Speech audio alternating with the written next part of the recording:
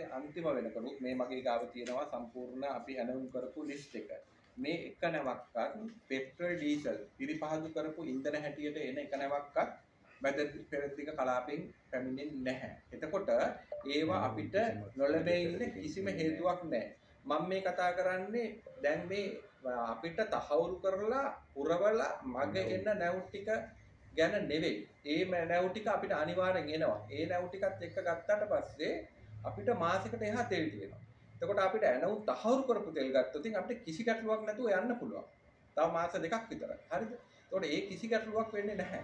එතකොට මම මේ කතා කරන්නේ ඒ දැන් අපි තෙල් පුරවලා දැන් මගට ආපු නැව් ටික නැති වුණත් ඒ මොහොතේ ඉඳලා සියලුම තෙල් නැති වුණත් අපිට මාසෙකට එහා තෙල් තියෙනවා. දවස් 37කට පෙට්‍රල් තියෙනවා.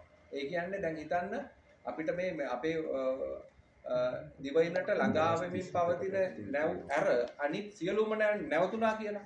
ඒ නැවතුණත් අපිට දවස් 37කට තෙල් තියෙනවා.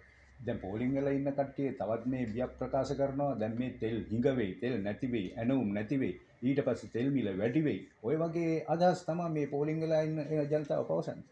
ඒක හරිම කනගාටුයි කියන්නේ ජනතාවට මාස ගානකට තෙල් එහෙම සැලසුම් කරලා මේ කරලා තියාගන්න හැකියාවක් නැහැ. ඒක ජනතාව තේරුම් ගන්න ඕනේ.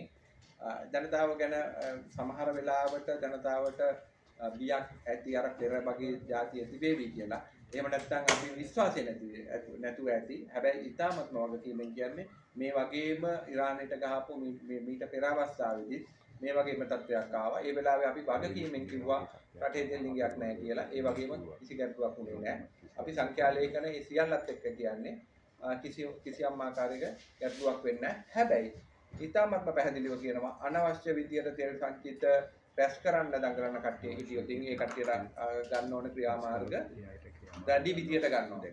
මේක තේරුම් ගන්න ඕනේ ජනතාව මේ රටේ දැන් තියෙන්නේ නීතිගරුක ආණ්ඩුවක්. නීති ආධිපත්‍යයට සියල්ල යටයි.